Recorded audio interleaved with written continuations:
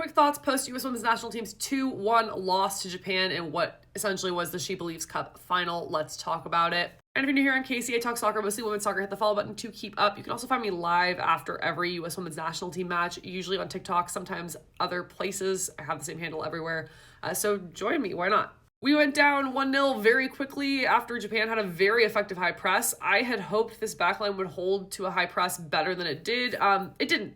And this is a new backline playing together, so that's to be expected to some extent.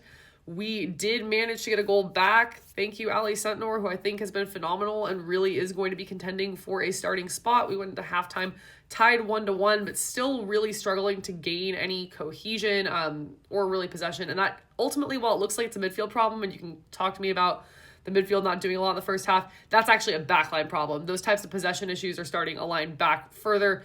For me, the biggest issue was actually Emily Sonnet in that backline. I thought Crystal Dunn was phenomenal in the first half, really just a wonderful showing. So that's why I didn't really understand any of the subs happening at halftime. I do agree that you needed to stretch the Japanese team by providing a little bit more speed up top. Not a lot of speed in the lineup in the first half.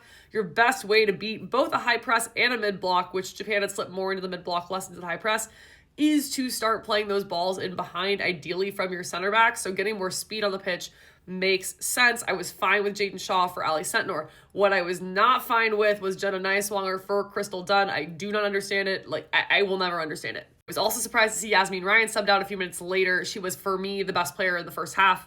I did think at halftime Tierna Davidson for Emily Sonnet would be an upgrade, but I also was like, she's probably going to try to build some backline chemistry. I can understand that. Subbing a center back midway through is a decision, and it's not usually a good one. So I don't understand why Tara came off for Tierna when you could have had two ball-playing center backs instead of just one. I don't know why Emily Sonnet stayed out there. If you were going to sub a center back off, you should have subbed off Emily Sonnet. It was not a close call. Other player I thought had a good showing once they subbed on was Alyssa Thompson. I thought she was definitely a standout of the players that subbed on, and that her pace was welcome and did help disrupt. But ultimately for me, this thing was game, set, match the moment Tierna Davidson came on for Tara as opposed to for Emily Sonnet. I don't understand what we were doing there. Also, just to be clear here, Japan is very good. Japan is very, very, very good.